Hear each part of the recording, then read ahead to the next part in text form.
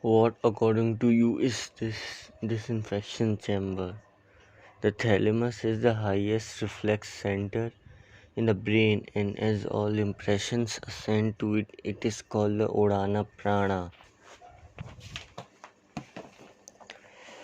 The yogi, via conscious control over the Udana Prana, suppresses all incoming and outgoing sensations in it, and such suppression is necessary to prevent distraction of the mind.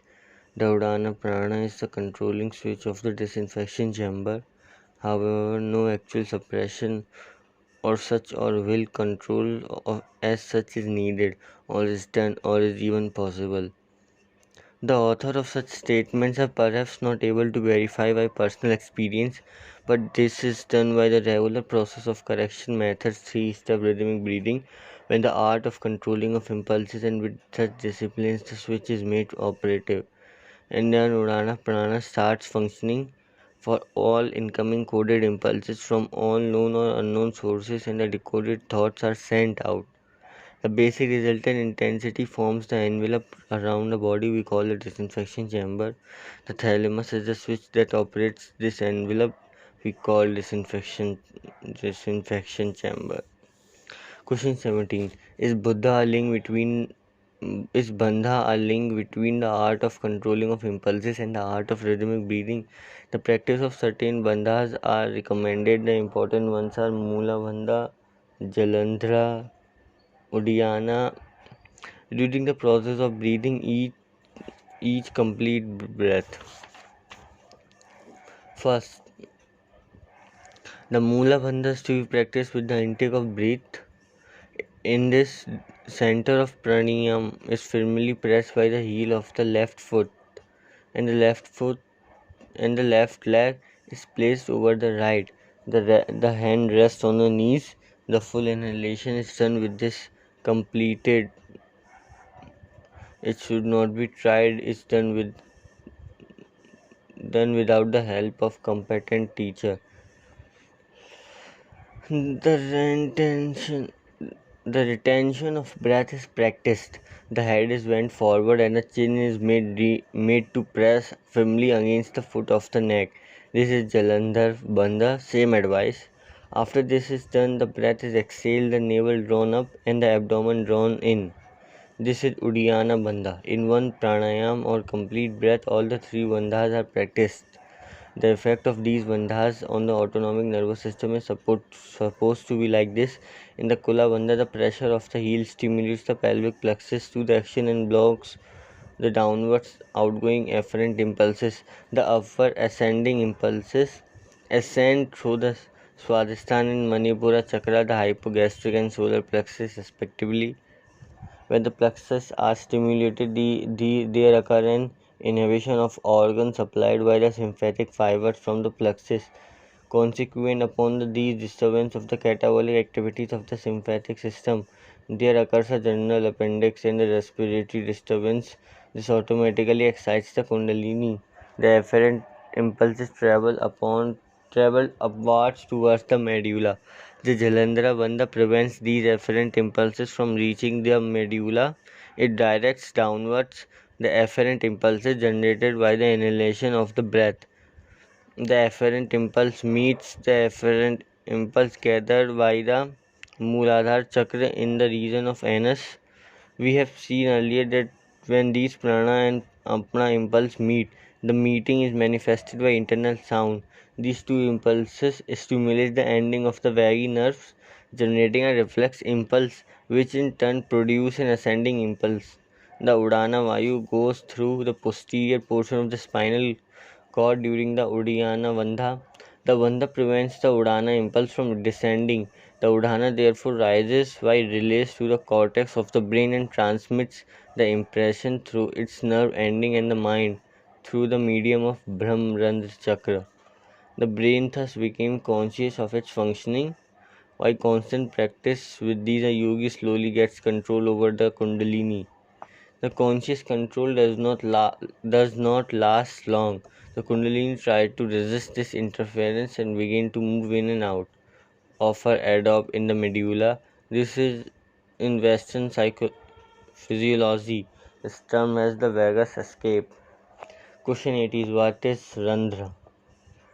Randhra is the intercommunicating tunnel or cavity of the four sections of or ventricles of the brain and is continuous with central canal of the spinal cord. This cavity is constantly secreting a fluid called the nectar of the life or cerebrospinal fluid. This has a deeper meaning and science may not understand it for some centuries to come.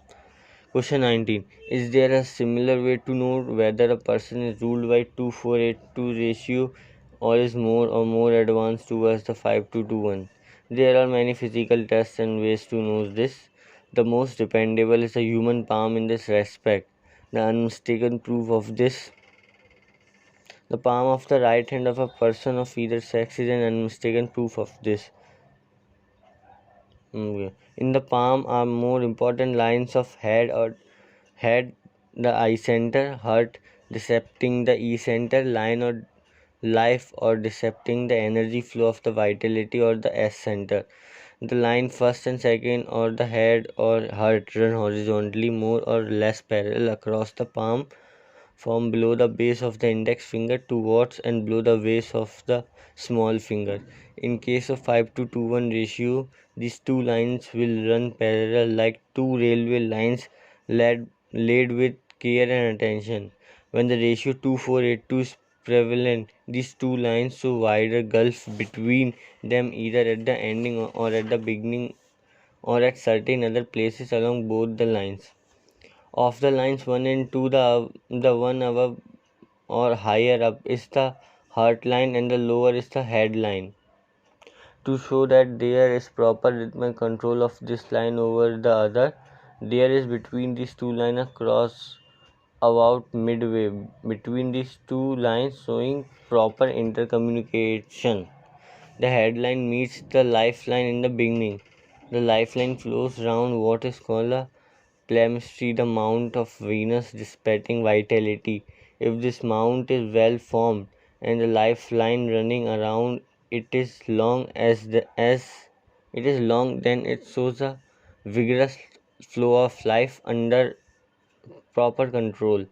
The base of the index finger has what is called the mount of Jupiter and is held in great veneration as decepting valence, judgment, success, and noble qualities.